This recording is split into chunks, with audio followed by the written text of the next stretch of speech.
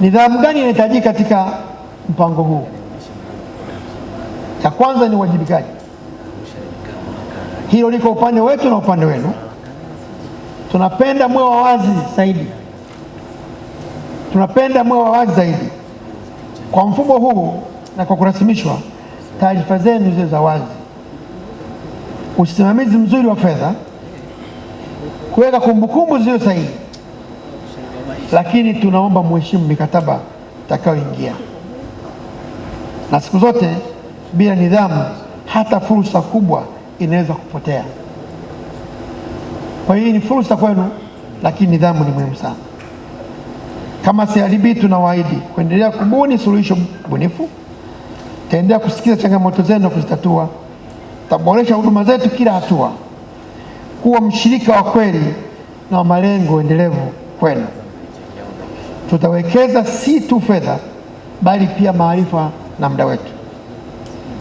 Dhamira yetu kwa siku zote zijazo, leo tunaanza safari ya pamoja. Kesho tutapanua wigo wetu na tutahakikisha mpo juu zaidi. Tutahakikisha mpango huu unafikia mikoa yote yenye shughuli za madini nchini. Unajumuisha kila mtu na teknolojia za kisasa. Utawafikia wanawake, vijana na makundi mbalimbali. Maoni yangu na maoni yetu kwenu ni kuona wachimbaji wadogo wakikua na kuwa wachimbaji wa kati wakubwa sana, wakiongoza uchumi wa rasilimali za taifa kwa weledi na tija. Na hitimisho langu leo ni uzinduzi wa mpango. Leo ni uzinduzi wa matumaini, ni uzinduzi wa safari ya mabadiliko.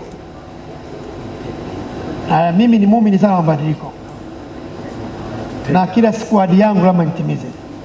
Nimewaahidi kuhudumia. CRDB iko tayari kuhudumia.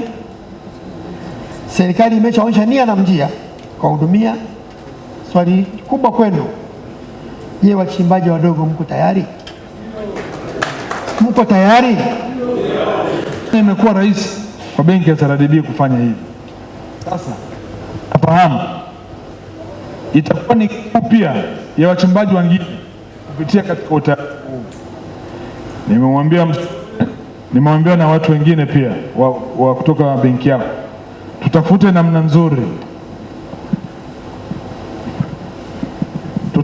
namna nzuri ya hawa wachimbaji wengine kupitia utaratibu mzuri waingie kwenye kukopeshwa. Inawezekana, mmeshafungua njia. Mheshimiwa Bina hapa atakuja kusema hawa wenyewe wana uwezo wa kukopeshana bilioni 1 paperless, yaani bila kuandikishana, ndio utaratibu wa maisha yao wanaofanya kule wachimbaji wadogo. Hata benki nyinyi mna sehemu ndogo sana tu, nendeni mkaustadi ule mfumo wao, boresheni kidogo, wakopesheke hawa. Tija itakuwa ni kubwa sana, na naamini chini ya usimamizi wenu CRDB ili mtakwenda kulifanya na jambo hili litatokea. Dhamira ya serikali ni kuwajengea uwezo wa wachimbaji wadogo nchini Tanzania. Ndio maana niliunda timu chini ya makamu wa rais wa FEMATA ndugu yangu Victor Tesha ya kufanya utafiti wa kina wa namna kuwawezesha Watanzania kupitia mifuko ya dhamana kama ulivyosema Market Freedom Chombo. Jambo hili tayari taarifa imekamilika, ipo mezani kwangu, na bahati nzuri gavana wa Benki Kuu ametupokea vizuri.